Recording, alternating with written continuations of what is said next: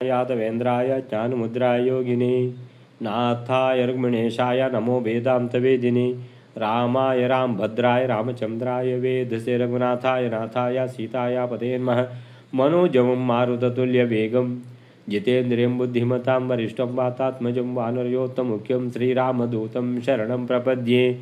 ॐ नारायणं निखिलपूर्णगुणैकदेहं निर्दोषम् आप्यतमम् अपि अखिलैः सुवाक्यैः अस्योद्भवादिदम् अशेषविशेषतोऽपि वन्द्यं सदा प्रियतमं मम सन्नमामि। ॐ नारायणं नमस्कृत्य नरं चैव नरोत्तमं देवीं सरस्वतीं व्यासं ततो जयमुदीरयेत्। व्यासाय भवनाशाय श्रीशाय गुणराशे हृद्याय शुद्धविद्याय मध्वाय जन्मो नमः। तपस्वाध्याय शुश्रूषा कृष्णपूजारतं मुनिं विश्वेशमिष्टदं वन्दे परिव्राट् चक्रवर्तिनं। श्रीगुरुभ्यो नमः। ಹರಿ ಓಂ. ಭೀಮಸೇನ ಆಯಿತು, ಪೂರ್ವ ದಿಕ್ಕಿಗೆ ಹೋಗಿ ದಿಗ್ವಿಜಯ ಮಾಡಿಕೊಂಡು ಬಂದ. ಆಮೇಲಿಂದ ಅದನ್ನೆಲ್ಲ ಇಬ್ಬರು ಯಾದವ ಕೃಷ್ಣ ವಾಸಿಷ್ಠ ಕೃಷ್ಣರ ಸಮಕ್ಷಮದಲ್ಲಿ ಭಕ್ತಿಯಿಂದ ಸಮರ್ಪಿಸಿದ. ನಂತರ ಹೇಳ್ತಾರೆ ಸಹದೇವ ಯಾವ ಕಡೆ ಹೋಗಿದ್ದಾನೆ? ಸಹದೇವ ಪಶ್ಚಿಮ ಅಲ್ವಾ, ದಕ್ಷಿಣದ ಕಡೆ. ಸೊ ದಕ್ಷಿಣದ ಪಶ್ಚಿಮವಾ? ದಕ್ಷಿಣ ಅಲ್ವಾ? ದಕ್ಷಿಣ ದಿಕ್ಕಿಗೆ ಹೋದವನು ಅಲ್ಲಿ ಯಾರು ಸಿಕ್ಕಿದ ಅಂತ ಹೇಳಿದ್ರೆ ಅದು ಸ್ಪೆಷಲ್ ಹೇಳ್ತಾ ಇದ್ದಾರೆ, ರುಕ್ಮಿ ಸಿಕ್ಕಿದ. ಈ ರುಕ್ಮಿ ಏನು ಮಾಡಿದ ಅಂತ ಹೇಳಿದ್ರೆ, ಅವನತ್ರ ಆವತ್ತೇ ಕೃಷ್ಣನ ಏನದು ರುಕ್ಮಿಣಿಯ ವಿವಾಹದ ಸಂದರ್ಭದಲ್ಲಿ ಕೃಷ್ಣನ ಮೇಲೆ ಮಾಡಿದ ದ್ವೇಷದ ಕಾರಣ ಕೃಷ್ಣ ಅವನನ್ನು ಅವಮಾನಕಾರಿ ರೀತಿಯಲ್ಲಿ ಸೋಲಿಸಿಬಿಟ್ಟಿದ್ದಾನೆ. ಸೋಲಿಸಿ ಅವನ ತಲೆಯೆಲ್ಲ ಬೋಳಿಸಿ ಅವನನ್ನು ಕತ್ತೆ ಮೇಲೆ ಕೂರಿಸಿ ಇದೆಲ್ಲ ಮಾಡಿದ ಕಾರಣ ಏನಾಯಿತು ಅಂತ ಹೇಳಿದ್ರೆ ಜೀವ ಸಹಿತ ಬಿಟ್ಟಿದ್ದಾನೆ. ಯಾಕಂದರೆ ರುಕ್ಮಿಣಿ ಬೊಬ್ಬೆ ಹೊಡೆದ ಕಾರಣ. ಸೊ ಆದ್ದರಿಂದ ರುಕ್ಮಿಗೆ ಈ ಅವಮಾನವನ್ನು ಸಹಿಸಲಿಕ್ಕಾಗದೆ ಅವನು ಏನು ಮಾಡಿದ ಅಂತ ಹೇಳಿದರೆ ರುದ್ರದೇವರನ್ನು ಕುರಿತು ತಪಸ್ಸು ಮಾಡಿದ. ರುದ್ರದೇವರನ್ನು ಮೆಚ್ಚಿಸಿ ಧನುಸ್ಸನ್ನು ಪಡ್ಕೊಂಡ. ಏನಂತ? ಯಾದವರು ಒಬ್ಬರು ಉಳಿಬಾರ್ದು ಅಂತ. ರುದ್ರದೇವರು ಧನುಸ್ಸನ್ನು ಕೊಟ್ಟು ಹೇಳಿದರು, ನೀನೆಲ್ಲ ಕೇಳಿದ್ದಿ ಅದೆಲ್ಲ ಸರಿ ವಿಷಯ, ಆದರೆ ಕೃಷ್ಣನ ವಿರುದ್ಧ ನೀನು ಈ ಧನುಸ್ಸನ್ನು ಎತ್ತಿದರೆ ಈ ಧನುಸ್ಸು ನನ್ನ ಹತ್ರ ವಾಪಸ್ ಬಂದುಬಿಡ್ತದೆ. ನಿನಗೆ ಧನುಸ್ಸೂ ಇಲ್ಲ, ಆಮೇಲಿಂದ ನಿನಗೆ ಮತ್ತೆ ಅವಮಾನ ಆಗ್ತದೆ ಅನ್ನುವಂಥದ್ದು ಅಂಡರ್ಸ್ಟೂಡ್. ಅದು ಈ ಧನುಸ್ಸು ಮತ್ತೆ ವಾಪಸ್ ಮರಳುತ್ತದೆ ಅನ್ನುವಂಥದ್ದು ಇದು ನೆನಪಿದೆ ಯಾರಿಗೆ? ರುಕ್ಮಿಗೆ. ಸೊ ಈಗ ಸಹದೇವ ಬಂದಿದ್ದಾನೆ. ಏನದು? ರಾಜಸೂಯ ಯಾಗ ಮಾಡೋದು ಅಂತೇಳಿ. ಈ ರಾಜಸೂಯ ಯಾಗ ಮಾಡೋದು ಅಂತೇಳಿ ಸಹದೇವ ಬಂದಿದ್ದಾನೆ ಅಂತ ಹೇಳಿದರೆ ಇದರ ಹಿಂದೆ ಯಾರಿದ್ದಾರೆ ಯೋಚನೆ ಮಾಡಿದ ಅಂತೇಳಿದರೆ ಪಾಂಡವರು, ದೇವತೆಗಳು. ಸೊ ಅದರ ಹಿಂದೆ ಇರುವವನು ಯಾರು? ಕೃಷ್ಣ. ಸೊ ಹಾಗಿದ್ದರೆ ನಾನು ಸಹದೇವನಿಗೆ ಒಂದು ವೇಳೆ ಕಪ್ಪ ಕೊಡದೆ ಯುದ್ಧ ಮಾಡಿದರೆ ಏನಾಗ್ತದೆ? ಕೃಷ್ಣನ ವಿರುದ್ಧ ಹೋದಾಗ ಆಗ್ತದೆ. ಕೃಷ್ಣನ ವಿರುದ್ಧ ಹೋದರೆ ಧನುಸ್ಸು ವಾಪಸ್ ಹೋಗ್ತದೆ ಅಂತೇಳಿದರೆ ನನಗೆ ಪರಾಜಯವೇ ಆಗ್ತದೆ. ಸೊ ಆದ್ದರಿಂದ ಏನು ಮಾಡಿದ ಅವನು? ಸುಮ್ಮನೆ ತೆಪ್ಪಗೆ ಕಪ್ಪವನ್ನು ಕೊಟ್ಟು ಬಿಟ್ಟ. ಅಲ್ಲಿವರೆಗಾಗಿದೆ. ಈ 215ನೇ ಶ್ಲೋಕ ಆಗಿದೆ. ನೆಕ್ಸ್ಟ್ ಶ್ಲೋಕ ಬಯಲಾರೆ. ಶ್ರೀ ಗುರುಭ್ಯೋ ನಮಃ. ಸ್ವಸ್ನೇಹಾಚ ಕೃಷ್ಣಸ್ಯ ಯಜ್ಞಕಾರಯಿತ್ರತ್ವತಃ ಭೀಮಾರ್ಜುನ ಬಲಾಚ್ಛೈವ ಮಾದ್ರೇಯಾಯ ದದೌ ಕರಂ. 216ನೇ ಶ್ಲೋಕ. ಈ ಕೃಷ್ಣನಲ್ಲಿ ವಿರೋಧವನ್ನು ಯಾಕೆ ಮಾಡಲಿಲ್ಲ ಅಂತ ಆಚಾರ್ಯರು ಇನ್ನು ಇಲ್ಲಿ ಹೇಳ್ತಾ ಇದ್ದಾರೆ. ರುಕ್ಮಿಯು ತಂಗಿಯಾದ ರುಕ್ಮಿಣಿಯಲ್ಲಿ ಸ್ನೇಹದಿಂದಲೂ ಹಾಗೂ ಸಹದೇವನಿಂದ ವಿರೋಧ ಮಾಡದೇ ಇರಲಿಕ್ಕೆ ನಿಮಿತ್ತವೇನೆಂದರೆ ಶ್ರೀಕೃಷ್ಣನು ಸ್ವತಃ ನಿಂತು ಯಜ್ಞವನ್ನು ಮಾಡಿದನಾಗಿದ್ದಾನೆ. ಆ ಪ್ರಯುಕ್ತ ಮತ್ತು ಭೀಮಾರ್ಜುನ ಬಲದಿಂದಲೂ ಕೂಡ ಸಹದೇವನಿಗೋಸ್ಕರ ಅವನು ಕಪ್ಪವನ್ನು ಕೊಟ್ಟನಂತ. ಸ್ವಸುಸ್ನೇಹಾಚ್ಚ ಕೃಷ್ಣಸ್ಯ ಯಜ್ಞಕಾರಯಿತೃತ್ವತಃ ಭೀಮಾರ್ಜುನ ಬಲಾಚ್ಚೈವ ಮಾದ್ರೇಯಾಯ ದದೌ ಕರಂ. ಹಾಗಾದರೆ ಸಹದೇವನಿಗೆ ಸುಮ್ಮನೆ ಕಪ್ಪ ಕೊಟ್ಟುಬಿಟ್ಟ ಯಾರು? ರುಕ್ಮಿ. ಅಂದರೆ ನಂಬಲಿಕ್ಕೆ ಸಾಧ್ಯ ಇಲ್ಲ ಅಂತ ಹೇಳುವಾಗ ಅದನ್ನು ಮತ್ತೆ ಮಧ್ವಾಚಾರ್ಯರು ವಿಶದೀಕರಣ ಮಾಡ್ತಾರೆ, ಪೂರ್ತಿ ಹೇಳ್ತಾರೆ. ಏನು ವಿಷಯ ಅಂತ ಹೇಳಿದ್ರೆ, ಸ್ವಸುಸ್ನೇಹಾಚ ತನ್ನ ತಂಗಿ ರುಕ್ಮಿಣಿಯ ಮೇಲಿನ ಪ್ರೀತಿ. ಕೃಷ್ಣನ ಮೇಲೆ ಎಷ್ಟಾದರೂ ಅವನಿಗೆ ಅಷ್ಟಕ್ಕಷ್ಟೇ, ಕೃಷ್ಣ ಅಂದರೆ ಅಷ್ಟೇ. ಆದರೆ ಅವಳು ತಂಗಿ ಇದ್ದಾಳಲ್ಲ, ಯಾರು ರುಕ್ಮಿಣಿ, ಅವಳನ್ನು ಬಿಡಲಿಕ್ಕಾಗೋದಿಲ್ಲಲ್ಲ ಅಂತ ಹೇಳಿಬಿಟ್ಟು ಸ್ವಸು ಸ್ನೇಹಾಚ, ಸ್ವಸು ಅಂದರೆ ತಂಗಿ, ತಂಗಿಯ ಮೇಲಿನ ಸ್ನೇಹದಿಂದ, ಸ್ವಸುಹು ಸ್ನೇಹಾತ್, ಸ್ವಸು ಅಂತೇಳಿದ್ರೆ ತಂಗಿಯ ಮೇಲಿನ ಪ್ರೀತಿಯಿಂದ. ಕೃಷ್ಣಸ್ಯ ಯಜ್ಞಕಾರಯಿತೃತ್ವತಃ ಅಂತೇಳಿದರೆ ಯೋಚನೆ ಮಾಡಿದ, ಇದೀಗ ಬಂದದ್ದು ಸಹದೇವ ಸರಿ, ಅಂದರೆ ಸಹದೇವ ಅಂದರೆ ಪಾಂಡವರು, ಪಾಂಡವರು ಅಂತೇಳಿದರೆ ಏನು ರಾಜಸೂಯ ಯಾಗ ಮಾಡ್ತಾ ಇದ್ದಾರೆ, ರಾಜಸೂಯ ಯಾಗ ಸಹಿತ ಪರಮಾಶ್ವಮೇಧ ಯಾಗ ಮಾಡ್ತಾ ಇದ್ದಾರೆ ಅಂತೇಳಿದ್ರೆ ಯಾರೂ ಮಾಡಲಿಲ್ಲ ಇಷ್ಟ ತನಕ. ಅಂದರೆ ಚತುರ್ಮುಖ ಬ್ರಹ್ಮದೇವರು ಮಾಡಿದ್ದು ಇವನಿಗೆ ಗೊತ್ತಿರಲಿಕ್ಕಿಲ್ಲ, ಆಯಿತಾ. ಸೊ ಯಾರೂ ಮಾಡೋದನ್ನು ಪಾಂಡವರು ಮಾಡ್ತಾರೆ ಅಂತೇಳಿದರೆ ಇದಕ್ಕೆ ಹಿಂದೆ ಯಾರಿದ್ದಾರೆ ಅಂತೇಳಿದರೆ ಭಗವಂತ ಕೃಷ್ಣನೇ ಸ್ವತಃ ಇರುವ ಕಾರಣ ಅನ್ನುವಂಥದ್ದು ಗೊತ್ತಾಯ್ತು ಯಾರಿಗೆ, ರುಕ್ಮಿಗೆ. ಹಾಗಾದರೆ ನಾನೀಗ ಅವನನ್ನು ಏನು ಎದುರಿಸಲಿಕ್ಕೆ ಸಾಧ್ಯ ಇಲ್ಲ, ಯುದ್ಧ ಮಾಡಲಿಕ್ಕೆ ಸಾಧ್ಯ ಇಲ್ಲ. ಕೃಷ್ಣಸ್ಯ ಯಜ್ಞಕಾರಯಿತೃ, ಯಜ್ಞವನ್ನು ಕೃಷ್ಣನೇ ಮಾಡುವುದು ಪಾಂಡವರ ಮುಖಾಂತರ ಅಂತ ತಿಳ್ಕೊಂಡ. ಅವರು ಮಾಡುದಿದ್ರು ಕೃಷ್ಣನೇ ಮಾಡಿದ ಹಾಗೆ. ಕೃಷ್ಣಸ್ಯ ಯಜ್ಞ ಕಾರಯಿತೃ ಅಂದರೆ ಮಾಡುವುದಲ್ಲ, ಮಾಡಿಸುವುದು. ಕಾರಯಿತೃ, ಕಾರಯತಿ, ಕರೋತಿ ಅಂದರೆ ಮಾಡುವುದು, ಕಾರಯತಿ ಮಾಡಿಸುವುದು. ಇದು ಕಾರಯಿತೃ, ಕರ್ತೃ ಅಲ್ಲ, ಕರ್ತೃ ಯಾರು, ಪಾಂಡವರು. ಕಾರಯಿತೃ ಮಾಡಿಸುವವ ಯಾರು ಅಂತೇಳಿದರೆ ಕೃಷ್ಣ, ಭಗವಂತ. ಸೊ ಕೃಷ್ಣಸ್ಯ ಯಜ್ಞ ಕಾರಯಿತೃತ್ವತಃ, ಕಾರಯಿತೃತ್ವ ಯಾರು, ಕೃಷ್ಣನ ಹತ್ರ ಉಂಟು. ಆದ್ದರಿಂದ ಭೀಮಾರ್ಜುನ ಬಲಾಚೈವ, ಈಗ ಬಂದದ್ದು ಸಹದೇವ, ಸಹದೇವನೊಟ್ಟಿಗೆ ಯುದ್ಧ ಮಾಡಿ ಅವನನ್ನೀಗ ಕಳಿಸಿತು ಅಂತಾದರೆ ವಾಪಸ್ಸು ನೆಕ್ಸ್ಟ್ ಯಾರು ಬರ್ತಾರೆ, ಭೀಮಾರ್ಜುನರು ಬರ್ತಾರೆ. ಭೀಮಾರ್ಜುನರು ಬಂದರೆ ನಾನು ಮಾತ್ರ ಅಲ್ಲ, ನನ್ನ ದೇಶದಲ್ಲಿರುವಂಥ ಒಬ್ಬ ಉಳಿಲಿಕ್ಕಿಲ್ಲ. ಭೀಮಾರ್ಜುನ ಬಲಾತ್ ಅಂತೇಳಿದರೆ ಅವ್ರ ಜೊತೆಗೆ ದ್ವೇಷ ಕಟ್ಟಿಕೊಳ್ಳುವುದು ಒಳ್ಳೆಯದಾ ಅಂತ ಕೇಳಿದರೆ ಖಂಡಿತ ಬೇಡ ಅಂತ. ಯಾರು, ರುಕ್ಮಿ. ಭೀಮಾರ್ಜುನ ಬಲಾಚೈವ, ಭೀಮಾರ್ಜುನ ಬಲಾತ್, ಅಯ್ಯೊಬ್ಬ ಭಾಳ ಅವ್ರ ಹತ್ರ ಬೇಡ, ದ್ವೇಷನೇ ಬೇಡ. ಬಲಾತ್ ಚ ಅಂದರೆ ಇದೂ ಒಂದು ಕಾರಣ. ಸೊ 3 ಕಾರಣ, ಈ 3 ಕಾರಣದಿಂದ ಮಾದ್ರೇಯಾಯ, ಮಾದ್ರಿಯ ಮಗ ಮಾದ್ರೇಯ. ಮಾದ್ರಿ ಮಗ ಯಾರು, ನಕುಲ ಮತ್ತು ಸಹದೇವರು. ಇಲ್ಲಿ ಬಂದದ್ದು ಯಾರು, ಸಹದೇವ. ಸೊ ಮಾದ್ರೇಯ ಅಂತೇಳಿದರೆ ಮಾದ್ರಿಯ ಮಗನಾದ ಸಹದೇವನಿಗೆ ಮಾದ್ರೇಯಾಯ ಅಂದರೆ ರಾಮಾಯ, ರಾಮನಿಗೆ. ಸೊ ಇಲ್ಲಿ ಮಾದ್ರೇಯಾಯ ಅಂದರೆ ಮಾದ್ರಿ ಮಗ ಸಹದೇವನಿಗೆ, ಮಾದ್ರೇಯಾಯ ಕರಂ ದದೌ, ಕಪ್ಪವನ್ನು ಕೊಟ್ಬಿಟ್ಟ, ಯಾವುದೇ ತೊಂದರೆ ಬೇಡ ಅಂತ. ಸೊ 3 ಕಾರಣಗಳನ್ನು ಕೊಟ್ಟಿದ್ದಾರೆ. ಸೊ ಈ ಶ್ಲೋಕಕ್ಕೆ ಏನು ಹೇಳ್ತಾರೆ ನೋಡುವ. ಸ್ವಸುಸ್ನೇಹಾಚ, ತಂಗಿಯಾದ ರುಕ್ಮಿಣಿಯ ಮೇಲಿನ ಪ್ರೀತಿ ಒಂದು.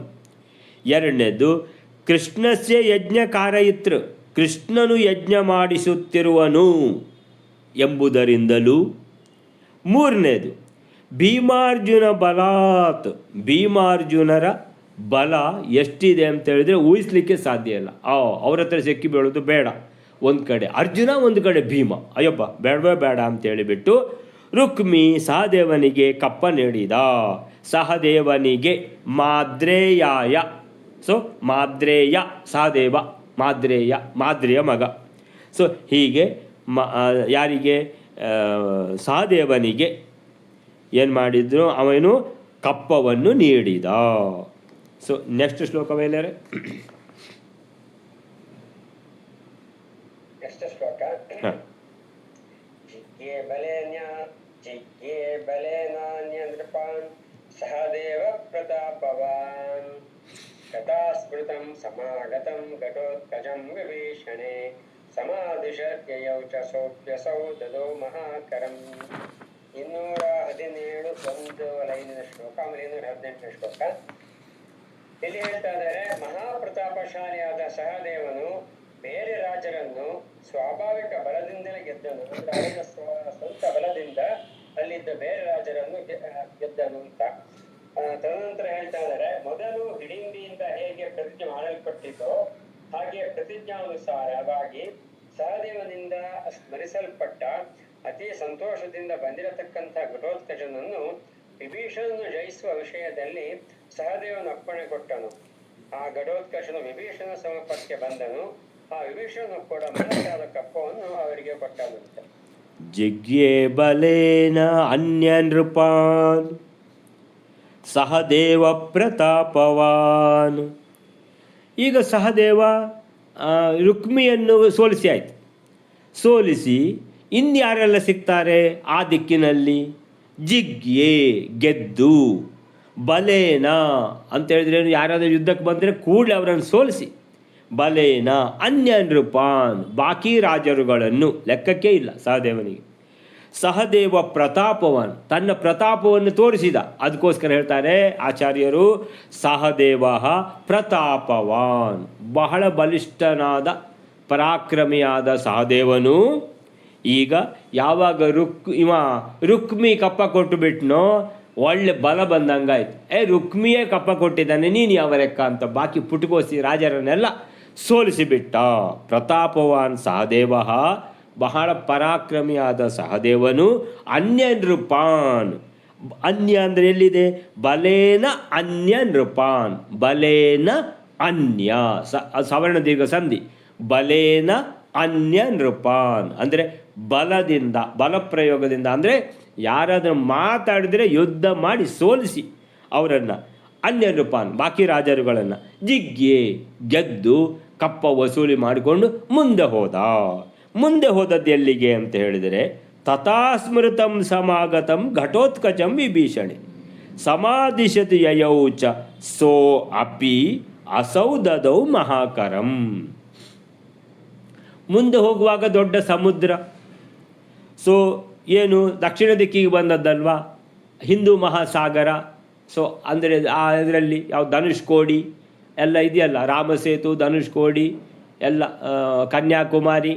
ಸೊ ಅಲ್ಲಿ ಈಗ ನೆನಪಾಯಿತು ಲಂಕೆದ್ದು. ಯಾರಿಗೆ? ಸಹದೇವನಿಗೆ. ಸಹದೇವನಿಗೆ ಲಂಕೆದ್ದು ನೆನಪಾದ ಕೂಡಲೇ ಯೋಚನೆ ಮಾಡಿದ. ಭೀಮಸೇನನ ಮಗ ಯೋಚನೆ ಮಾಡಿದ ಯಾರನ್ನು? ಭೀಮಸೇನನನ್ನು. ಅಂದರೆ ಮೊದಲು ಯಾರು ಹಾರಿದ್ದಾರೆ? ಹನುಮಂತ ಹಾರಿದ್ದಾನೆ ಆ ಸಮುದ್ರವನ್ನು. ಸೊ ಸಮುದ್ರವನ್ನು ಯಾರು ಹಾರಿದ್ದಾನೆ? ಹನುಮಾನ್ ಹಾರಿದ್ದಾನೆ ಅಂತೇಳಿದರೆ ಹನುಮಾನಿನ ಅವತಾರ ಯಾರು? ಭೀಮಸೇನ. ಭೀಮಸೇನನ್ನು ನೆನಪು ಮಾಡಿದ. ಭೀಮಸೇನನ್ನು ನೆನಪು ಮಾಡ್ಕೊಂಡು ಕೂಡಲೇ ನನ್ನ ಮಗ ಭೀಮಸೇನನ ಮಗ ಘಟೋತ್ಕಚ ಮಹಾಮಾಯಾವಿ. ಆ ಮಾಯಾವಿಗಾದರೆ ಭಾರಿ ಸುಲಭ ಇದನ್ನು ಹಾರುವುದು. ಯಾವುದು? ಸಮುದ್ರವನ್ನು ಮಾಯೆಯಲ್ಲಿ ಹಾರಿಬಿಡ್ತಾನ. ಸೊ ಕಷ್ಟಪಡೋದು ಬೇಡ ಅಂತ ಹೇಳಿಬಿಟ್ಟು ಏನು ಮಾಡಿದ? ತಥಾ ಸ್ಮೃತಂ ಸ್ಮರಣೆ ಮಾಡಿದ. ಯಾರನ್ನ? ಭೀಮಸೇನನ ಮಗ ಘಟೋತ್ಕಚಂ. ಸ್ಮರಣೆ ಮಾಡಿದ ಕೂಡಲೇ ಏನಾಗ್ತದೆ ಅಂದರೆ, ಯಾರನ್ನಾದರೂ ನಾವು ಸ್ಮರಣೆ ಮಾಡಿದರೆ ಏನು ಉಪಯೋಗ ಅಂತ ಕೇಳಿದರೆ, ಅದು ಘಟೋತ್ಕಚ ಹೇಳಿದ್ದಾನೆ, ನನ್ನನ್ನು ನೀವು ನನ್ನ ಅವಶ್ಯಕತೆ ಬಿದ್ದಾಗ, ನನ್ನನ್ನು ನೀವು ಸ್ಮರಣೆ ಮಾಡಿದಾಗ ನಿಮ್ಮ ಎದುರುಗಡೆ ಬಂದು ನಿಂತ್ಕೊಳ್ತೀನಿ ಅಂತ ಹಿಡಿಂಬಿಯೂ ಹೇಳಿದ್ದಾಳೆ, ಘಟೋತ್ಕಚನೂ ಹೇಳಿದ್ದಾನೆ. ಮುಖ್ಯವಾಗಿ ಹೇಳಿದ್ದು ಭೀಮಸೇನನಿಗಾದರೂ, ಈಗ ಸಹದೇವ ಬೇರೆ ಯಾರಲ್ಲ, ಭೀಮಸೇನನ ತಮ್ಮನೇ. ಆದ್ದರಿಂದ ಏನು ಮಾಡಿದ?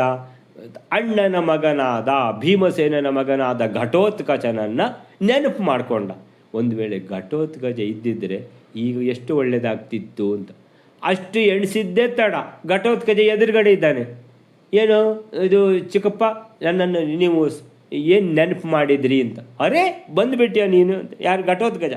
ಸಮಾಗತಂ ಬಂದೇ ಬಿಟ್ಟಿದ್ದಾನೆ. ಅವನು ಸ್ಮರಣೆ ಮಾಡಿದ್ದು. ಸ್ಮೃತಂ ತಥಾ ಸ್ಮೃತಂ ಯಾರಿಂದ? ಸಹದೇವನಿಂದ. ಸಹದೇವೇನ ಸ್ಮೃತಂ ಸ್ಮರಣೆ ಮಾಡಿದ್ದು. ಒಂದು ವೇಳೆ ಭೀಮಸೇನ ಇದ್ದರೆ ಹಾರ್ತಿದ್ದ ಹನುಮಂತನಾಗಿ ಅಂತ. ಇನ್ನು ಭೀಮಸೇನ ಮಗ ಒಬ್ಬ ಇದ್ದಾನೆ ಘಟೋತ್ಕಚ. ಅವನು ಒಳ್ಳೆ ಮಾಯಾವಿದ್ಯೆ ಎಲ್ಲ ಕಲ್ತವ. ಮತ್ತೆ ಹೇಳಿ ಹೋಗಿದ್ದಾನಲ್ವ, ಏನಂತ? ನನ್ನನ್ನು ನೀವು ಯಾವಾಗ ಸ್ಮರಿಸ್ತೀರೋ ನಿಮ್ಮ ಎದುರುಗಡೆ ಇರ್ತೇನಂತ.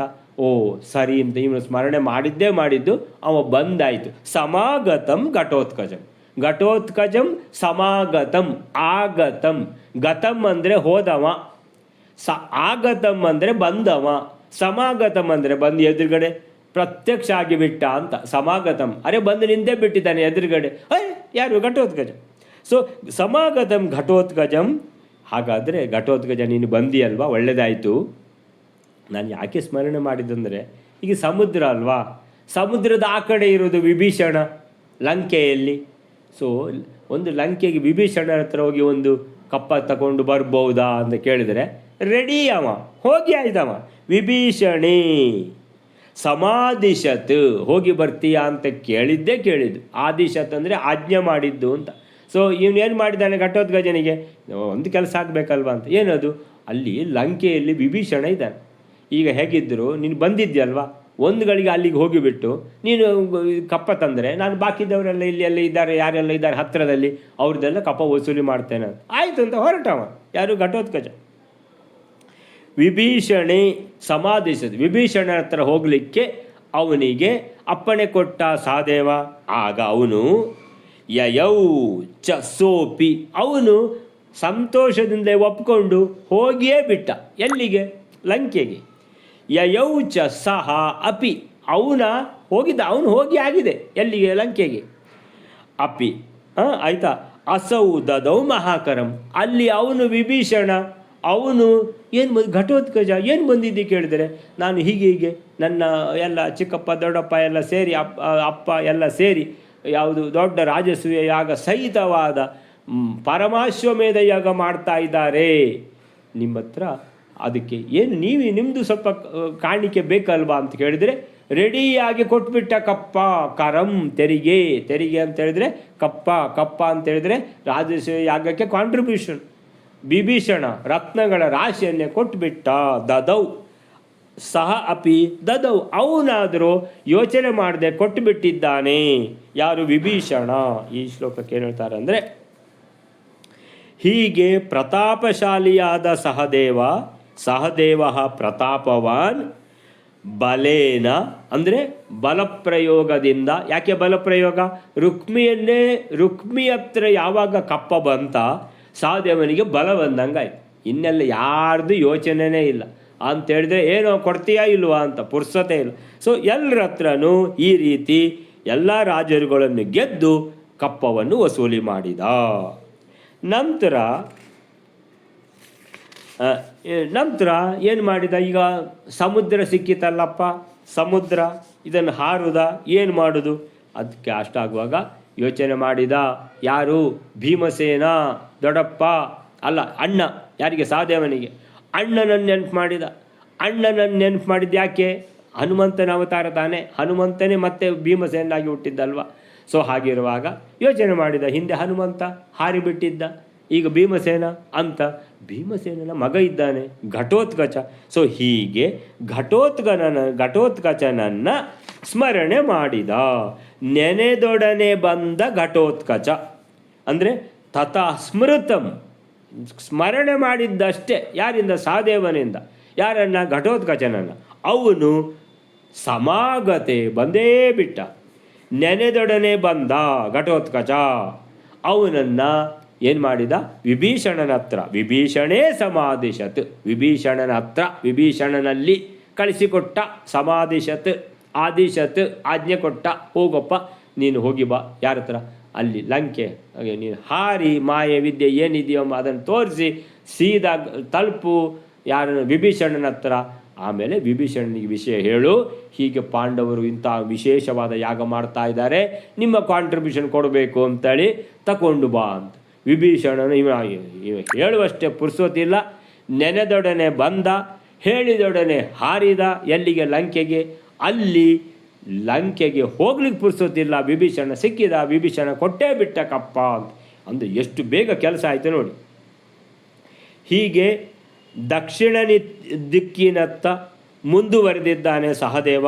ಸಮುದ್ರ ತೀರಕ್ಕೆ ತಲುಪಿ ಅಲ್ಲಿಂದ ಮುಂದೆ ಸಾಗಲಿಕ್ಕೆ ಯೋಚನೆ ಮಾಡಿದ. ಘಟೋತ್ಕಚ ಇದ್ದರೆ ಬಹಳ ಒಳ್ಳೆಯದಾಗ್ತಿತ್ತು. ಘಟೋತ್ಕಚನನ್ನು ಸ್ಮರಿಸಿದ. ನೆನೆದೊಡನೆ ಬರುವುದಾಗಿ ವಚನ ನೀಡಿದ್ದ ಘಟೋತ್ಕಚ ತಕ್ಷಣ ಆಗಮಿಸಿದ. ಅವನು ಸಹದೇವನ ಆದೇಶದಂತೆ ಲಂಕೆಗೆ ತೆರಳಿ ಅಲ್ಲಿ ವಿಭೀಷಣನಿಂದ ಸತ್ಕೃತನಾಗಿ ಕಪ್ಪ ಕೊಡುವುದು ಮಾತ್ರ ಅಲ್ಲ, ವಿಭೀಷಣ ಬೇಕಾದಷ್ಟು ಉಪಚಾರ ಮಾಡಿದ್ದಾನೆ ಸಹದೇವನಿಗೆ. ಆಮೇಲಿಂದ ಕಪ್ಪ ಕಾಣಿಕೆಗಳನ್ನು ಕೊಟ್ಟಿದ್ದಾನೆ. ಇಷ್ಟು ದೊಡ್ಡ ಯಾಗ ಮಾಡ್ತಾ ಇದ್ದೀರಿ, ನಮ್ಮದು ಕಾಂಟ್ರಿಬ್ಯೂಷನ್ ನಾನೇ ಕೊಡಬೇಕು, ನೀವು ಇಲ್ಲಿವರೆಗೆ ಬಂದಿದ್ದೀರಿ, ಬರುವುದೇ ಬೇಡ ಇತ್ತು, ಸರಿ ಅಂತ ಹೇಳಿಬಿಟ್ಟು ಬೇಕಾದಷ್ಟು ಕೊಟ್ಟು ಕಳಿಸಿದ್ದಾನೆ. ಹೀಗೆ ರಾಮಾಯಣದಲ್ಲಿ ಸಮುದ್ರ ಲಂಘಿಸಿ ಲಂಕೆಗೆ ತೆರಳಿದ್ದು ಯಾರಂದರೆ ವಾಯುದೇವರ ಅವತಾರನಾದ ಹನುಮಂತ. ಈಗ ಮಹಾಭಾರತದಲ್ಲಿ ಲಂಕೆಗೆ ತೆರಳಿದ್ದು ಹನುಮಂತನ ಅವತಾರನಾದ ಭೀಮಸೇನನ ಪುತ್ರ ಘಟೋತ್ಕಚ. ಅಂತೂ ಅಲ್ಲಿ ಸಾಗರ ಲಂಘಿಸಿ ಲಂಕೆಗೆ ತೆರಳಿದ್ದು ತಂದೆಯಾದರೆ ಇಲ್ಲಿ ಆ ಕಾರ್ಯ ಮಾಡಿದ್ದು ಪುತ್ರ. ಅಲ್ಲ, ತಂದೆ ಹೇಗೆ ಹನುಮಂತ ಅಲ್ವಾ ಅಂತ ಕೇಳಿದರೆ ಹನುಮಂತನೇ ಭೀಮ, ಭೀಮನೇ ಹನುಮಂತ. ಆದ್ದರಿಂದ ಮೊದಲು ಮಾಡಿದ್ದು ಕೆಲಸ ಯಾರು? ತಂದೆ ಘಟೋತ್ಕಚನಿಗೆ. ತಂದೆ ಅಂದರೆ ಭೀಮಸೇನನ ಮೊದಲನೇ ಅವತಾರ, ಅಂದರೆ ಅದೇ ವಾಯುದೇವರು. ಈಗ ವಾಯುದೇವರು ಯಾರು? ಭೀಮಸೇನ. ಸೊ ಭೀಮಸೇನನ ಮಗ. ಈಗ ಅಪ್ಪ ಮಾಡಿದ್ದು ಮೊದಲು ಕೆಲಸ, ಈಗ ಮಗ ಮಾಡಿದ್ದು ಅಂತ. ಸೊ ಹೀಗೆ ವಾಯುದೇವರು ಮತ್ತು ಅವರ ಸಂಬಂಧಿಗಳ ಹೊರತು ಇತರರಿಗೆ ಸಮುದ್ರ ತರಣ ಅಂದರೆ ಲಂಕೆಗೆ ಹೋಗೋದಂತ ಹೇಳಿದರೆ ಅಷ್ಟು ಸುಲಭದ ವಿಷಯ ಅಲ್ಲ. ಹಾಗಾದರೆ ಅರ್ಜುನನಿಗೆ ಆಗ್ತಿತ್ತೋ ಏನು? ಯಾಕಂತೇಳಿದರೆ ಆಕಾಶದಲ್ಲಿ ಹಾರುವಂಥ ವಿಮಾನ ಇದೆ, ರಥ ಇದೆ. ಆದ್ದರಿಂದ ಸೊ ಹೀಗೆ ಈ ಶ್ಲೋಕ ಆಯಿತು. ನೆಕ್ಸ್ಟ್ ಶ್ಲೋಕವೇನಾರೆ ರಾಘವೋದಿತಂ ತದಸ್ಯ ಸೋಖ್ಯಲಂ ತದಾ ವಿಚಾರ್ಯ ಕೇಶವಂ ಚ ತಂ ಬಲಂ ಚ ಭೀಮ ಪಾರ್ಥಯೋಃ ದಿವೌಕಾಶಶ್ಚ ಪಾಂಡವಾನ ವೇದ್ಯ ಸೋದದಾತ್ಕರಂ. 219ನೇ ಶ್ಲೋಕ. ಇಲ್ಲಿ ಒಂದು ಸಂಶಯ ಬರುತ್ತೆ ನಮ್ಗೆಲ್ರಿಗೂ. ಅಂದರೆ ಶ್ರೀರಾಮನ ಪ್ರಸಾದದಿಂದ ಎಲ್ಲರನ್ನೂ ಜಯಿಸಲಿಕ್ಕೆ ಶಕ್ಯನಾದ ವಿಭೀಷಣನು ಘಟೋತ್ಕಚನಿಗೆ ಮಹತ್ತಾದ ಕಪ್ಪನ್ನು ಯಾಕೆ ಹುಟ್ಟ ಅಂತ ಒಂದು ಸಂದೇಹ ಬರುತ್ತೆ. ಅದಕ್ಕೆ ಆಚಾರ್ಯರಲ್ಲಿ ಹೇಳ್ತಾ ಇದ್ದಾರೆ, ಮೊದಲು ವಿಭೀಷಣನಿಗೆ ಶ್ರೀರಾಮಚಂದ್ರನು ಅನೇಕ ಸಲಹೆಯನ್ನು ಕೊಟ್ಟಿದ್ದೇನಂತೆ. ಅದರಲ್ಲಿ ಘಟೋತ್ಕಚನು ಬರುತ್ತಿರಲು ಅವನಿಗೆ ಕಪ್ಪವನ್ನು ಕೊಡೋ ಕೂಡ ಒಂದು ಸಲಹೆ ಅಂತೆ. ಆ ಎಲ್ಲ ಸಲಹೆಗಳನ್ನು ಆ ಘಟೋತ್ಕಚನು ತನ್ನ ಹತ್ರ ಬರುತ್ತಿರಲು ವಿಭೀಷಣನು ಸ್ಮರಿಸಿಕೊಂಡನಂತೆ. ಹಾಗೂ ಅಲ್ಲಿ ಇನ್ನೂ 3 ಕಾರಣ ಇದೆ ಅಂತೆ. ಒಂದು, ಕೃಷ್ಣನನ್ನು ರಾಮನನ್ನಾಗೆ ಅವನು ತಿಳಿದನು. 2ನೇದಾಗಿ ಭೀಮಾರ್ಜುನ ಬಲವನ್ನು ಅವನು ತಿಳಿದುಕೊಂಡಿದ್ದನು. ಹಾಗೂ 3ನೇದಾಗಿ ಪಾಂಡವರನ್ನು ದೇವತೆಗಳನ್ನೇ ಆಗಿ ತಿಳಿದು ಆ ವಿಭೀಷಣನನ್ನು ಕಪ್ಪ ಕೊಡದೇ ಇದ್ದರೆ ಐಹಿಕ ಪಾರಲೌಕಿಕ ಬಾಧಕಗಳಿದ್ದುದರಿಂದ ತತ್ಕ್ಷಣದಲ್ಲೇ ಕಪ್ಪನ್ನು ಕೊಟ್ಟನಂತೆ. ಪುರಾಹಿ ರಾಘವೋದಿತಂ ತದಸ್ಯ ಸೋಖಿಲಂ ತದಾ ವಿಚಾರ್ಯ ಕೇಶವಂಚ ತಂ ಬಲಂಚ ಭೀಮ ಪಾರ್ಥಯೋಃ ದಿವೌಕಸಶ್ಚ ಪಾಂಡವಾನ್ ಅವೇತ್ಯ ಸೋ ಅದದಾತ್ಕರಂ. ವಿಭೀಷಣ ಇಷ್ಟು ಬೇಗನೆ ಹೋದದ್ದು ಯಾರು? ಘಟೋತ್ಕಚ. ಘಟೋತ್ಕಚ ಅಂತೇಳಿದರೆ ವಿಭೀಷಣನಿಗೆ ಅಷ್ಟು ಸುಲಭದಲ್ಲಿ ಕಪ್ಪ ಕೊಟ್ಟುಬಿಟ್ಟದ್ದು ಹೇಗೆ? ಅಂದರೆ ಒಂದು ಸಣ್ಣ ಯುದ್ಧ ಏನಾದರೂ ಏನೂ ಮಾಡಲಿಲ್ಲ ವಿಭೀಷಣ ಅಂತ ಕೇಳಿದರೆ, ಪುರಾಹಿ ಮೊದಲೇ ಅಂದರೆ ರಾಮಾಯಣ ಕಾಲದಲ್ಲೇ ಶ್ರೀರಾಮನೇ ಹೇಳಿದ್ದಾನೆ ರಾಘವ ಅಂದರೆ ಶ್ರೀರಾಮ. ಪುರಾಹಿ ಮೊದಲೇ ರಾಘವೋದಿತಂ ರಾಘವನೇ ಹೇಳಿದ್ದಾನೆ. ರಾಘವೋದಿತಂ ರಾಘವೇನ ಉದಿತಂ ರಾಮನೇ ಹೇಳಿದ್ದಾನೆ. ಅಂದರೆ ರಾಮ ಅಂದ್ರೇನು ವಿಭೀಷಣನಿಗೆ ಅಂತೇಳಿದರೆ, ರಾಮ ಅಂತೇಳಿದರೆ ಭಗವಂತ ಅಂತ ಮೊದಲು ರಾವಣನಿಗೆ ಹೇಳಿದ್ದೇ ವಿಭೀಷಣ. ಅರೆ ನೀನು ಅಣ್ಣ ನೀನು ಏನು ಕೆಲಸ ಮಾಡಿದ್ದೀ? ಅದು ಯಾರಿಗೆ? ರಾವಣನಿಗೆ ಹೇಳಿದ್ದು. ಇಂಥ ಕೆಲಸ ಮಾಡಿದೆಯಲ್ವ ನೀನು. ಯಾರನ್ನ ಸಾಮಾನ್ಯ ಸ್ತ್ರೀ ಅಂತ ತಿಳಿದು ಅವಳನ್ನು ಮದುವೆ ಆಗಲಿಕ್ಕೆ ಪೀಡಿಸ್ತಾ ಇದೆಯೋ ಅವಳು ಸೀತಾಮಾತೆ. ಸೀತಾಮಾತೆ ಅಂದರೆ ಶ್ರೀರಾಮನ ಹೆಂಡತಿ. ಶ್ರೀರಾಮ ಅಂತ ಹೇಳಿದರೆ ಸಾಕ್ಷಾತ್ ನಾರಾಯಣ. ಅಂದರೆ ಸೀತಾಮಾತೆ ಅಂತ ಹೇಳಿದರೆ ಸಾಕ್ಷಾತ್ ಲಕ್ಷ್ಮೀದೇವಿ. ಶ್ರೀ ನಾರಾಯಣ ಅಂತ ಹೇಳಿದರೆ ಇಡೀ ವಿಶ್ವಕ್ಕೆ ಮಾತಾಪಿತರವರು. ಅವರು ಒಡೆಯರವರು, ಅಂದರೆ ಆ ಭಗವಂತ ಒಬ್ಬನೇ ಸ್ವತಂತ್ರ ಇರೋದು. ಅಂಥ ಭಗವಂತನ ಹೆಂಡತಿ ಲಕ್ಷ್ಮಿಯನ್ನು ನೀನು ಕರ್ಕೊಂಡು ಬಂದೆ ಅಲ್ವಾ, ನೀನು ಮಹಾ ಮೂರ್ಖನಾಗಿಬಿಟ್ಟೆ. ಅಂದರೆ ಮೊದಲನೇ ಬಾರಿಗೆ ನಿನಗೆ ಹೊಳಿಲಿಲ್ಲಲ್ಲಪ್ಪ ಸ್ವಲ್ಪನೂ ತಲೆಗೆ. ಏನು ಕೆಲಸ ಮಾಡಬೇಕಿದ್ದರೂ ಯೋಚನೆ ಮಾಡದೆ ಮಾಡಿದರೆ ಅದು ಎಲ್ಲ ವಿನಾಶವೇ ಆಗಿಬಿಡ್ತದಲ್ವಾ. ಈಗಾದರೂ ಕಾಲ ಮಿಂಚಿಲ್ಲ, ಹೋಗಿ ಸೀತಾಮಾತೆಯನ್ನು ಎಲ್ಲ ಗೌರವಪೂರ್ವಕವಾಗಿ ಶ್ರೀರಾಮನ ಪಾದಕಮಲದಲ್ಲಿ ಅರ್ಪಿಸು ಅಂತ ಹೇಳಿದಾಗ, ವಿಭೀಷಣ, ಇನ್ಯಾರಾದರೂ ಇದ್ದಿದ್ದರೆ ನಿನ್ನ ಜಾಗದಲ್ಲಿ ಇಷ್ಟೊತ್ತಿಗೆ ನೀನು ರುಂಡವನ್ನು ಮುಂಡದಿಂದ ಬೇರ್ಪಡಿಸಿ ಬಿಡ್ತಿದ್ದೆ.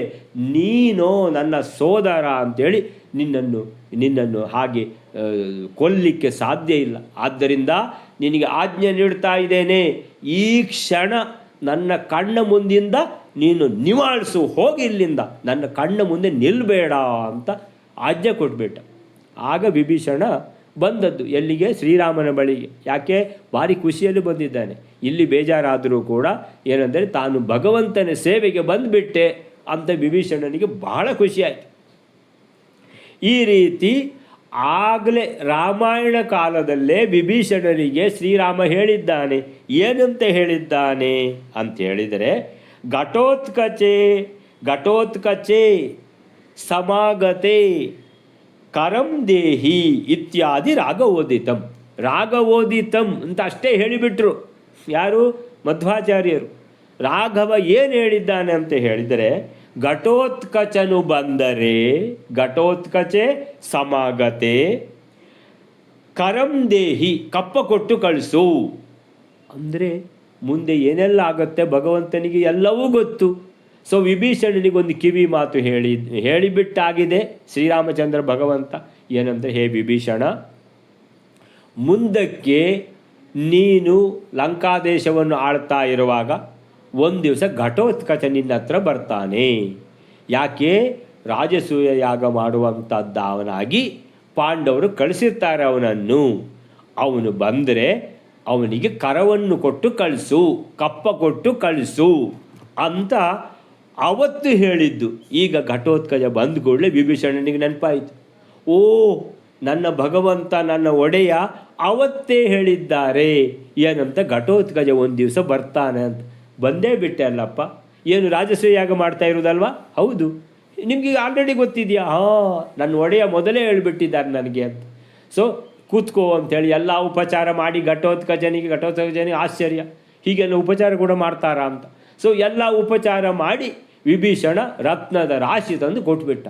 ಇದು ನನ್ನ ಲೆಕ್ಕದಲ್ಲಿ ಈ ರಾಜಸೂಯ ಯಾಗಕ್ಕೆ ನನ್ನ ಕಾಂಟ್ರಿಬ್ಯೂಷನ್, ಇದು ತಗೊಂಡೋಗು ಅಂತ. ಘಟೋತ್ಕಚ ಭಾಳ ಸಂತೋಷದಿಂದ ಅದನ್ನು ತಂದು ಕೊಡ್ತಾನೆ. ಅದು ನಂತರ ಬರ್ತದೆ. ಈಗ ಪುರಾಹಿ ಮೊದಲೇ ರಾಘವೋದಿತಂ, ರಾಘವೇನ ರಾಮೇಣ ಭಗವಂತನಿಂದ ಉದಿತಂ ಹೇಳಲ್ಪಟ್ಟಿತ್ತು. ಏನಂತ? ಘಟೋತ್ಕಚೆ ಸಮಾಗತೆ, ಘಟೋತ್ಕಚ ಒಂದು ದಿವಸ ಬರ್ತಾನೆ, ಬಂದ ಕೂಡಲೇ ಕಪ್ಪ ಕೊಟ್ಟು ಕಳಿಸು. ತತ್ ಅಸ್ಯ ನೆನಪಾಯಿತು, ಸಹ ಅಖಿಲಂ ತದ, ಎಲ್ಲ ನೆನಪಾಯಿತು. ಅಖಿಲಂ ಅಂತ ಹೇಳಿದರೆ ಶ್ರೀರಾಮಚಂದ್ರ ಭಗವಂತ ಹೇಳಿದ ಎಲ್ಲ ಮಾತುಗಳು ನೆನಪಾಯಿತು. ಅಖಿಲಂ ತದಾ ಆಗ, ತತ್ ಅಸ್ಯ ಸಹ ಅಂತ ಹೇಳಿದರೆ ಘಟೋತ್ಕಚ ಬಂದು ಎದುರು ನಿಂತು ಕೂಡಲೇ ಎಲ್ಲ ನೆನಪಾಯಿತು. ಕಪ್ಪ ಕೊಟ್ಟು ಕಳಿಸ್ಬೇಕೀಗ, ರಾಜಸೂಯ ಯಾಗ ಮಾಡ್ತೀರಿ, ಸರಿ. ಒಂದು ಅದು ಅಂದರೆ ಇದು ಫೋರ್ಮೋಸ್ಟ್ ಇದೆ. ಎರಡನೇದ್ದು, ಇದರ ಹಿಂದೆ ಯಾರಿರೋದು? ಶ್ರೀಕೃಷ್ಣ ಬೇರೆಯಲ್ಲ, ಶ್ರೀರಾಮ ಬೇರೆಯಲ್ಲ. ನಾರಾಯಣಂದೇ ಅವತಾರ ಕೃಷ್ಣ, ನಾರಾಯಣಂದೇ ಅವತಾರ ಶ್ರೀರಾಮ. ಸೊ ವಿಚಾರ್ಯ ಕೇಶವಂಚ ತಂ, ಅದೇ ಶ್ರೀರಾಮ ಈಗ ಕೇಶವ, ಈಗ ಶ್ರೀಕೃಷ್ಣ ಮತ್ತು ರಾಮ ಅದೇ ನಾರಾಯಣನ ಮೂಲ ರೂಪದಲ್ಲಿ ನಾರಾಯಣನ ಎರಡು ರೂಪಗಳು. ಸರಿ, ಹಾಗಾದರೆ ನನ್ನ ಒಡೆಯ ಈಗ ಕೃಷ್ಣನ ರೂಪದಲ್ಲಿ ಇರೋದು. ಸೊ ಕಪ್ಪ ಕೊಟ್ಟು ಕಳಿಸ್ತೇನೆ. ಬಲಂಚ ಭೀಮಪಾರ್ಥಯೋ, ಹಾಗೆ ಇದು ನೆನಪಾಯಿತು. ಏನಂತ ಹೇಳಿದ್ರೆ, ಈಗ ಘಟೋತ್ಕಚನನ್ನು ಏನಾದರೂ ಯುದ್ಧ ಮಾಡಲಿಕ್ಕೆ ಹೋದರೆ ಭೀಮ ಮತ್ತು ಅರ್ಜುನರು ಬರ್ತಾರಲ್ವ, ಗೊತ್ತೇ ಉಂಟು, ತೊಂದರೆ ಇಲ್ಲ ಅಂತೇಳಿ ಭೀಮ ಅರ್ಜುನರು ಬರುವ ನೆಸೆಸಿಟಿ ಇಲ್ಲ. ನಮಗೆ ನಮ್ಮ ಒಡೆಯನೇ ಹೇಳಿಬಿಟ್ಟಿದ್ದಾನೆ ಏನಂತ, ಅವ ಘಟೋತ್ಕಚ ಬರ್ತಾನೆ ಕಪ್ಪ ಕೊಟ್ಟು ಕಳಿಸು ಅಂತ, ಬೇರೆ ಯೋಚನೆ ಮಾಡುವಂಥ ಪ್ರಶ್ನೆ ಇಲ್ಲ. ಈಗ ನೀವೆಲ್ಲ ಪಾಂಡವರು ಯಾರನ್ನು ಕೃಷ್ಣ ಅಂತ ಆರಾಧನೆ ಮಾಡ್ತಾ ಇದ್ದೀರೋ ಅವನೇ ನನ್ನ ರಾಮ ಅಂತ ವಿಭೀಷಣನಿಗೆ ಗೊತ್ತಿದೆ. ಹೀಗೆ 3 ಕಾರಣಗಳಿಂದ, ಇನ್ನೂ ಒಂದು ಕಾರಣ ಬೇಕಾದರೆ ಮಧ್ವಾಚಾರ್ಯರು ಹೇಳ್ತಾರೆ, ದಿವೌಕಸಶ್ಚ ಪಾಂಡವಾನ್ ಅವೇತ್ಯ. ಅಂದರೆ ಈ ಪಾಂಡವರು ಇನ್ಯಾರು ಬೇರೆ ಅಲ್ಲ, ಅಂದರೆ ಯುಧಿಷ್ಠಿರನೇ ಯಮಧರ್ಮರಾಯ, ಭೀಮನೇ ವಾಯುದೇವರು, ಅರ್ಜುನನೇ ಇಂದ್ರ, ನಕುಲ ಸಹದೇವರೇ ಅಶ್ವಿನಿ ದೇವತೆಗಳು, ದ್ರೌಪದಿ ಭಾರತೀ ದೇವಿ ಎಲ್ಲ ಗೊತ್ತಿದೆ ವಿಭೀಷಣನಿಗೆ. ದಿವೌಕಸಃ, ದಿವೌಕಸ ಅಂತೇಳಿದರೆ ದಿವ ಅಂದರೆ ದೇವಲೋಕ, ಆ ದೇವಲೋಕದಲ್ಲಿ ವಾಸಿಸುವವರು ದಿವೌಕಸರು, ಅಂದರೆ ದೇವತೆಗಳು. ಯಾರು? ಪಾಂಡವಾನ್. ನಾವು ಯಾರನ್ನು ಪಾಂಡವರು ಅಂತ ಹೇಳ್ತೇವೋ ಅವರೆಲ್ಲ ಬೇರೆ ಯಾರಲ್ಲ, ದೇವತೆಗಳೇ ಸಾಕ್ಷಾತ್. ಹಾಗಿರುವಾಗ ಆ ಪಾಂಡವಾನ್ ಅವೇತ್ಯ, ತಿಳಿದೇ ಇದೆ. ಯಾರಿಗೆ? ವಿಭೀಷಣನಿಗೆ ತಿಳಿದು. ಅಂದರೆ ಎಲ್ಲ ಕಾರಣಗಳು ಎಲ್ಲವೂ ನೆನಪಾಗಿದೆ ಒಂದೇ ಸಲಕ್ಕೆ ವಿಭೀಷಣನಿಗೆ. ಆದ್ದರಿಂದ ಸಹ ವಿಭೀಷಣ ಕರಂ ಅದದಾತ್, ಕರಂ ದದೌ, ಕಪ್ಪ ತಂದು ರತ್ನದ ರಾಶಿಯನ್ನೇ ತಂದು ಕೊಟ್ಟು ಬಿಟ್ಟ ಅಂತ. ಸೊ ಈ ಶ್ಲೋಕಕ್ಕೆ ಏನು ಹೇಳ್ತಾರೆ ಪ್ರಭಂಜನಾಚಾರ್ಯ ಅಂತ ನೋಡುವ. ಪುರಾಹಿ ರಾಘವೋದಿತಂ, ಹಿಂದೆ ಶ್ರೀರಾಮ ಹೇಳಿದ್ದನ್ನೆಲ್ಲ ವಿಭೀಷಣ ಜ್ಞಾಪಿಸಿಕೊಂಡ. ಆ ಶ್ರೀರಾಮನೇ ಶ್ರೀಕೃಷ್ಣ ಎಂಬುದನ್ನು ತಿಳಿದ. ವಿಚಾರ್ಯ ತಂ ಕೇಶವಂ, ಅವನೇ ಶ್ರೀರಾಮನೇ ಕೇಶವ. ಸೊ ಈಗ ಕೃಷ್ಣನಾಗಿ. ಹಾಗೆ ನಂತರ ಭೀಮಾರ್ಜುನರ ಬಲ ಅದೇನು ಕಡಿಮೆ ಇಲ್ಲ. ಈ ಭೀಮಾರ್ಜುನರು ಯುಧಿಷ್ಠಿರಾದಿಗಳು ಪಾಂಡವರು ಅಂತ ನಾವು ಏನು ಹೇಳ್ತೇವೋ ಅವರೆಲ್ಲ ಸಾಕ್ಷಾತ್ ದೇವತೆಗಳು. ಇದೆಲ್ಲವನ್ನು ತಿಳಿದ ವಿಭೀಷಣ ಏನು ಮಾಡಿದ? ಕಾಣಿಕೆಯನ್ನು ನೀಡಿಬಿಟ್ಟ. ರಾಮಾವತಾರದಲ್ಲೇ ಶ್ರೀರಾಮ ಭಗವಂತ ಮುಂದೆ ಯಜ್ಞಕ್ಕಾಗಿ ಘಟೋತ್ಕಚನನ್ನು ಸಹದೇವ ಕಳಿಸ್ತಾನೆ ಅಂತ ಅವನಿಗೆ ತಿಳಿಸಿಬಿಟ್ಟು, ಅವನು ಬಂದ ಕೂಡಲೇ ಕಪ್ಪ ಕೊಟ್ಟು ಕಳಿಸು ಅಂತ ಹೇಳಿದ್ದಾಗಿದೆ. ಅಂದರೆ ಶ್ರೀರಾಮನ ಮಾತು ವಿಭೀಷಣನಿಗೆ ದೊಡ್ಡ ಆದೇಶವೇ ಅದು. ಸೊ ಹೀಗೆ ಶ್ರೀರಾಮನ ಸರ್ವಜ್ಞತ್ವವನ್ನು ಈ ರೀತಿ ಸೂಚಿಸುವ ಮೂಲಕ ಶ್ರೀರಾಮ ಬೇರೆಯಲ್ಲ, ಶ್ರೀಕೃಷ್ಣ ಬೇರೆಯಲ್ಲ ಅಂತ ಮಧ್ವಾಚಾರ್ಯರು ಸಾರ್ತಾ ಇದ್ದಾರೆ. ಇದು ಅಪೂರ್ವವಾದ ಒಂದು ಮೆಸೇಜನ್ನು, ಸಂದೇಶವನ್ನು ಕೊಡ್ತಾ ಇದ್ದಾರೆ. ಶ್ರೀರಾಮನೇ ಶ್ರೀಕೃಷ್ಣ ಅಂತೇಳಿಬಿಟ್ಟು. ಸೊ ಅಲ್ಲಿಗೆ ಆ ಶ್ಲೋಕ ಮುಗೀತು. ಇನ್ನೊಂದು ಶ್ಲೋಕ ಇದೇ ಸಂಬಂಧಪಟ್ಟಿದ್ದು, ಅದನ್ನು ಮಾಡಿಬಿಡುವ ಮೇಲೆರೆ. ಸಂಚಯಂ ಸಾಪ್ಯ ಭೀಮಸೇನಜಃ ಯಯೌ ಚ ಮಾದ್ರಿನಂದನಂ ಚ ಸಚಾಯಯೌ ಸ್ವಕಂಪುರಂ. 220ನೇ ಶ್ಲೋಕ. ಭೀಮಸೇನನಿಂದ ಹುಟ್ಟಿದ ಆ ಘಟೋತ್ಕಚನು ಮಹೌಘ ರತ್ನಗಳ ಸಮೂಹವನ್ನು ಹೊಂದಿ ಮಾದ್ರಿ ಪುತ್ರನಾದ ಸಹದೇವನನ್ನು ಕೂಡ ಹೊಂದಿದನು. ಸಹದೇವನು ಕೂಡ ತನ್ನ ಪಟ್ಟಣಕ್ಕೆ ಕುರಿತು ಬಂದನು. ಮಹೌಘ ರತ್ನ ಸಂಚಯಂ ಸ ಆಪ್ಯ ಭೀಮಸೇನಜಃ ಯಯೌ ಚ ಮಾದ್ರಿನಂದನಂ ಸ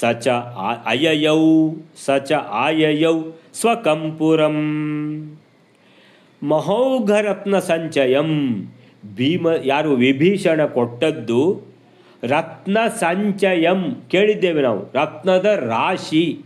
ಇದು ಮಹೌಘ, ಓಘ ಅಂದರೆ ಪ್ರವಾಹ. ಅಂದರೆ ಅಯ್ಯೊಬ್ಬ ಎಷ್ಟು ಇದು ಕೊಟ್ಟದ್ದು ನೀವು, ಅಯ್ಯೋ ರಾಜಸೂಯ ಯಾಗಕ್ಕೆ ಬೇಕಪ್ಪ ಅಂಥೇಳಿ ದೊಡ್ಡದಾದ ರತ್ನಗಳ ರಾಶಿಯನ್ನೇ ಕೊಟ್ಟಿದ್ದಾನೆ ವಿಭೀಷಣ. ಅದನ್ನು ಯಾರು? ಘಟೋತ್ಕಚ ಅಂದರೆ ಯಾರು? ಭೀಮಸೇನನ ಮಗ. ಭೀಮಸೇನ ಜಹ ಅಂತೇಳಿದ್ರೆ ಭೀಮಸೇನನಿಂದ ಹುಟ್ಟಿದವ ಹಿಡಿಂಬಿಯಲ್ಲಿ ಘಟೋತ್ಕಚ. ಸಹ ಅವನು ಆಪ್ಯ ಪಡೆದ. ಯಾರಿಂದ? ವಿಭೀಷಣ ಕೊಟ್ಟದ್ದನ್ನು ಪಡೆದ, ಹಿಡ್ಕೊಂಡು ಬಂದ. ಯಯೌಚ ಮಾದ್ರಿ ನಂದನಂ, ಮಾದ್ರಿಯ ಮಗ ಯಾರು? ಸಹದೇವ. ಅವನ ಬಳಿಗೆ ಬಂದ ಹಿಡ್ಕೊಂಡು. ಸೊ ನೀವು ಹೇಳಿದ ಕೆಲಸ ಆಯಿತು, ಇದು ನೋಡಿ ತಗೊಂಡ್ಲಿ, 5 ಲಾರಿಯಲ್ಲಿ ಇದೆ.